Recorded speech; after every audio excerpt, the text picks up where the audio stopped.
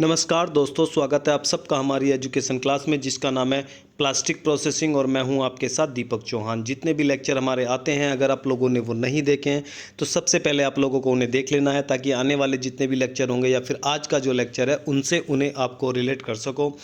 अगर आप लोगों ने वीडियो को लाइक नहीं किया है तो जल्दी से वीडियो को लाइक कर दें, दोस्तों को शेयर कर दें और चैनल पे अगर आप लोग नए हो तो चैनल को प्लीज़ सब्सक्राइब कर लें ताकि आने वाले जितने भी लेक्चर होंगे उनकी जो नोटिफिकेशन है वो आप लोगों को टाइम टू टाइम मिलती रहे।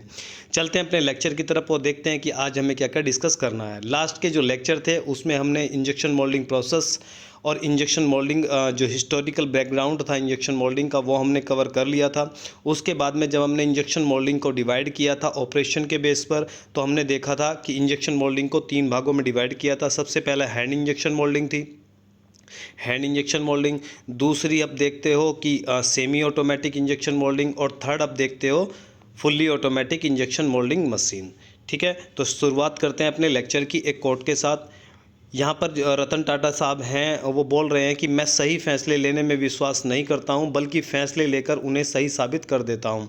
यानी कि जिस इंसान को फ्यूचर पता है सही फैसले सिर्फ 100% वही ले सकता है, वरना जो सही फैसले आज ले रहे हैं उन्होंने गलत फैसले लेकर ही वहाँ से एक्सपीरियंस लिया है, तब वो जाकर उन्हें एक्सपीरियंस हुआ है और आज वो अच्छे या सही फैसले ले रहे हैं। इसलिए आप लोगों को एक्शन लेने में ज़रा भी देरी नहीं करनी चाहिए। कहा भी जाता है कि अच्छे काम में देरी नहीं करनी चाहिए।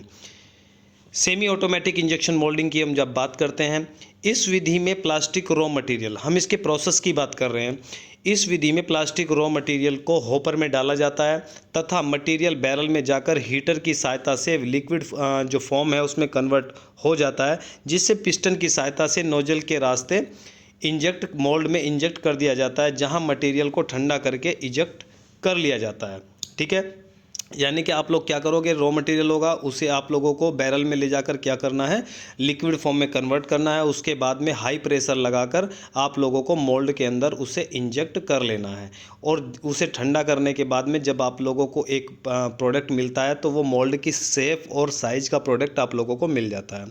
आप लोग जानते हो कि मैनुअल जो हैंड इंजेक्शन मोल्डिंग मशीन थी, हैंड इंजेक्शन जो थी उसमें क्या था कि कुछ सारी कमियाँ थी, काफ़ी सारी कमियाँ थी, जिसकी वजह से हमें semi automatic injection moulding machine को लाया गया। ठीक है, तो इसमें हमने क्या किया था सेमी ऑटोमेटिक में कि मैक्सिमम जो वर्क था वो सारा किससे कर दिया गया, ऑटोमेटिक कर दिया गया। चाहे मैं इंजेक्शन की बात करूं, चाहे मैं होल्डिंग की बात करूं, चाहे मैं आप लोगों की कूलिंग की बात करूं, चाहे मैं टेम्परेचर की बात करूं, चाहे आप लोगों के सक बैक की बात करूं, सारी की सारी चीज़ें क्या थी वो अब इसमें जो आप लोगों की ऑटोमेटिक है वो कर दी गई। ठीक है, लेकिन उसके बावजूद भी इसमें भी कुछ ना कुछ कमी रही जिसकी वजह से फुल्ली ऑटोमेटिक इंजेक्शन मोल्डिंग को लाया गया। अब क्या क्या वो कमी थी वो हम लोग देख लेते हैं। इस क्रिया विधि में होने वाली क्रियाएं, अब ये जो फैक्ट है ये बहुत ज़्यादा इंपॉर्टेंट है ये आप लोगों के सामने, कि जो एक प्रोडक्ट को बनने में या एक साइकिल को कंप्लीट होने में जितने फंक्शन उसके दौरान होते हैं, जो समय लगता है उसे आप साइकिल टाइम बोलते हो और जो जो उस बीच में फंक्शन हुए हैं उन्हें आप साइकिल मोल्डिंग साइकिल बोलते हो। अब इस मोल्डिंग साइकिल के अंदर कौन कौन से फंक्शन आते हैं वो हम देख लेते हैं। सबसे पहले मोल्ड क्लोज होना, आप लोगों ने एक नाम सुना होगा पीएलसी। ठीक है, वो इंजेक्शन मोल्डिंग में ही लगी होती है, पार्ट्स होता है, कंट्रोलर होता है जिसका नाम होता है प्रोग्रामेबल लॉजिक कंट्रोलर। ठीक, अब इसका नाम पीएलसी है। इसमें जो इंजेक्शन मोल्डिंग होती है उसमें प्रोग्राम सेट किए जाते हैं, पहला। दूसरा होता है लॉजिक। अब इस लॉजिक का मतलब क्या होता है, उसी के लिए मैं आप लोगों को पीएलसी का नाम लिया है। उसके बाद में कंट्रोलर, जितना भी मैकेनिकल सिस्टम होता है वो पीएलसी के द्वारा ही क्या किया जाता है, कंट्रोल किया जाता है। ठीक है, पूरा का पूरी जो मशीन होती है वो पीएलसी के द्वारा कंट्रोल की जाती है। अब लॉजिक का मतलब समझो, जब तक मोल्ड क्लोज नहीं होगा इंजेक्शन होने का मतलब नहीं है, ये लॉजिक है। आप कहते हैं ना कि मेरे से फालतू की बातें ना करो, लॉजिक की अगर कोई बात है तो मुझसे करो, तर्क से मेरे से बात करो। बहुत सारे लोग जो बुद्धिजीवी होते हैं वो तर्क से बात करते हैं, वो फालतू की चीज़ों पे बात नहीं करते। तो लॉजिक क्या कहता है, जब तक मोल्ड क्लोज नहीं होगा तो आप लोगों का इंजेक्शन नहीं होगा। कभी भी आप कोशिश करना, कई बार जब तक मोल्ड सही से क्लोज नहीं होता और लॉकिंग नहीं होती है तो आप लोगों का इंजेक्शन नहीं होता, ये लॉजिक है। जब तक मोल्ड बंद नहीं होगा तो मोल्ड के अंदर मटेरियल जाने का मतलब ही नहीं है, इसे लॉजिक बोलते हैं। जब आप लोगों का इंजेक्शन होगा उसके बाद ही होल्डिंग होगा, ये इसका लॉजिक है। जब होल्डिंग होगा, होल्डिंग के बाद में जब आप लोग पार्ट को कूलिंग के लिए रखोगे तभी ये कूलिंग जो टाइम है और रिफिलिंग टाइम यहाँ से स्टार्ट होगा। जब ये सारा काम हो जाएगा, अब मोल्ड ओपन की बारी है, ठीक है। जब तक मोल्ड ओपन नहीं होगा तो इजेक्टर का कोई मतलब नहीं है, इजेक्टर हो ही नहीं सकता जब तक मोल्ड ओपन नहीं होगा। तो ये सारे के सारे जो फंक्शन हैं वो एक लॉजिक में काम करते हैं, वो लॉजिकली काम करते हैं, इसीलिए इसे बोला जाता है प्रोग्रामेबल लॉजिक कंट्रोलर। और ये जो 6 के 6 फंक्शन है ये कब होते हैं, ये एक मोल्डिंग साइकिल के दौरान होते हैं। यानी कि एक शॉट को, अब ये क्वेश्चन पूछा जाता है कि मोल्डिंग साइकिल क्या होती है, साइकिल टाइम क्या होता है। एक शॉट को कंप्लीट होने में जितना समय लगता है उसे आप जो साइकिल टाइम है वो कहते हैं। दूसरी चीज़, एक शॉट को कंप्लीट होने में जितने फंक्शन काम करते हैं उन्हें आप क्या बोलते हो, मोल्डिंग साइकिल बोलते हो या मोल्डिंग फंक्शन बोलते हो। क्या क्या होते हैं ये मैं आप लोगों को बता चुका हूँ, ये 6 टाइप के होते हैं, 6 टाइप के होते हैं। जैसे ही ऊपर दी हुई क्रियाएं खत्म होती है तो अगले पार्ट के लिए नेक्स्ट साइकिल स्टार्ट हो जाती है, ठीक है। तो ये क्या है, इंजेक्शन मोल्डिंग को क्या बोला जाता है, इंजेक्शन मोल्डिंग एक साइक्लिक प्रोसेस है। जैसे ही एक साइकिल खत्म होगी पार्ट बन के आप लोगों के पास आ जाएगा, फिर से नई साइकिल स्टार्ट हो जाएगी, फिर एक साइकिल बन के आएगी, फिर नई साइकिल स्टार्ट हो जाएगी और पार्ट आप लोगों को मिलते चले जाएंगे। अब इसमें कमियां क्या थी जिसकी वजह से फुल्ली ऑटोमेटिक इंजेक्शन मोल्डिंग को लाया गया।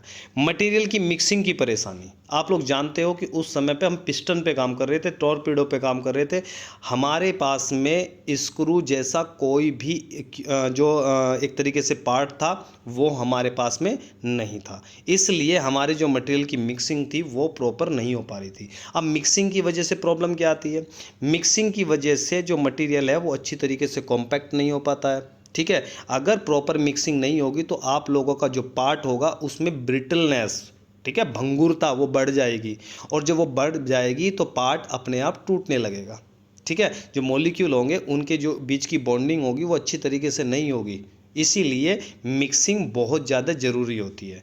दूसरी चीज़, क्या आपके अगर मिक्सिंग अच्छी तरीके से नहीं होगी तो क्या आप कलरफुल प्रोडक्ट बना सकते हो, बिल्कुल भी नहीं बना सकते। कहीं पे कलर रेड दिखाई देगा, कहीं पे आप लोगों को जो नेचुरल कलर है वो दिखाई देगा, इसलिए ये भी एक बड़ी समस्या बन गई। तो आप कलरफुल प्रोडक्ट नहीं बना सकते बिना मिक्सिंग के, अच्छी क्वालिटी के आप प्रोडक्ट नहीं बना सकते बिना मिक्सिंग के। तो ये सारी समस्याएँ हमारे सामने रही जो हमारी हैंड इंजेक्शन मोल्डिंग में भी बनी आ रही थी, और सेमी ऑटोमेटिक इंजेक्शन मोल्डिंग में भी यही जो प्रॉब्लम है वो बनी आ रही थी। अब इन प्रॉब्लम को दूर करने के लिए हमें लानी पड़ी fully automatic injection moulding machine, और इसमें क्या किया गया, सुधार किया गया। हैंड इंजेक्शन मोल्डिंग मशीन और semi automatic injection moulding machine में हम क्या देख लेते हैं, डिफरेंस देख लेते हैं कि इन दोनों में डिफरेंस क्या है। जब हम डिफरेंस की बात करते हैं तो हैंड इंजेक्शन मोल्डिंग मशीन में पूरा प्रोसेस मैनुअली होता है। Injection pressure, injection speed, injection holding pressure, refilling, clamping force, mould close, mould open, ये सारे के सारे जितने भी फंक्शन है वो हैंड इंजेक्शन मोल्डिंग में हमने देखा था कि ये कैसे होते हैं, ये मैनुअली ऑपरेटर के द्वारा कंप्लीट किए जाते हैं। जब मैं बात करता हूँ किसकी, कूलिंग की, तो कूलिंग भी इसमें मैनुअली चलती है, मटेरियल सही प्रकार से मिक्स नहीं हो पाता इसमें। जब मैं सेमी ऑटोमेटिक में बात करता हूँ तो इसमें क्या होता है, आधा कार्य ऑटोमेटिक होता है, बाकी आधा कार्य मैनुअली होता है। सेमी ऑटोमेटिक का मतलब आप देखते भी हो, फुल्ली ऑटोमेटिक में भी सेमी ऑटोमेटिक फंक्शन है। ऐसा नहीं है कि आप लोगों ने साइकिल कल साइकिल चलाते थे, आज आपने साइकिल चलानी छोड़ दी तो आप बाइक चला रहे हो तो अब साइकिल भूल जाओगे, ऐसा नहीं होता है। इसीलिए आप देखोगे कि फुल्ली ऑटोमेटिक में हैंड वाला फंक्शन भी है, आप लोगों को मिलेगा सेमी ऑटोमेटिक वाला फंक्शन भी है, फुल्ली ऑटोमेटिक वाला फंक्शन भी है, सेटिंग का प्रोसेस भी है। तो इसका मतलब ये है कि वो फंक्शन इसमें भी रखे गए हैं। ऐसा नहीं है कि सेमी में मशीन नहीं चलती है, अभी भी चलती है। तो आप लोग देखते हो कि पार्ट को रिलीज़ करने का, निकालने का जो काम है वो ऑपरेटर करता है, बाकी आधा काम मशीन करती है, आधा काम ऑपरेटर करता है। Injection pressure, injection speed, holding pressure, refilling, clamping force, ये सभी कैसा लगता है, ये ऑटोमेटिक लगता है। किसमें, सेमी ऑटोमेटिक जो इंजेक्शन मोल्डिंग मशीन है उसमें। मोल्ड क्लोज होगा ऑटोमेटिक, मोल्ड ओपन होगा automatic, cooling automatic, material automatic mix होगा, ठीक है। ये जो थी ये सेमी ऑटोमेटिक में जो डिफरेंस था सेमी ऑटोमेटिक और जो हैंड इंजेक्शन मोल्डिंग था, इन दोनों के बीच का डिफरेंस था। अब आप लोगों से थोड़े से क्वेश्चन मैं आप लोगों से पूछ लेता हूँ। नेक्स्ट जो लेक्चर होगा उसमें हम fully automatic injection moulding machine को कवर करेंगे। पहला, इंजेक्शन मोल्डिंग का आविष्कार किसने किया था? सबसे पहले कौन से मटेरियल का प्रयोग इंजेक्शन मोल्डिंग में किया गया? थर्ड क्वेश्चन, इंजेक्शन मोल्डिंग का आविष्कार किया किसने था, ये आप लोगों को बताना है। ऑपरेशन के बेस पर इंजेक्शन मोल्डिंग को कितने पार्ट्स में डिवाइड किया जाता है, ये आप लोगों को बताना है। हैंड इंजेक्शन मोल्डिंग मशीन में कौन कौन सी प्रॉब्लम थी जिसकी वजह से सेमी ऑटोमेटिक लानी पड़ी, और सेमी ऑटोमेटिक में कौन कौन सी प्रॉब्लम थी जिसकी वजह से फुल्ली ऑटोमेटिक लानी पड़ी। ठीक है, ये क्वेश्चन आप लोगों को नीचे कमेंट बॉक्स में देने हैं। ठीक है, तो मिलते हैं नेक्स्ट लेक्चर में।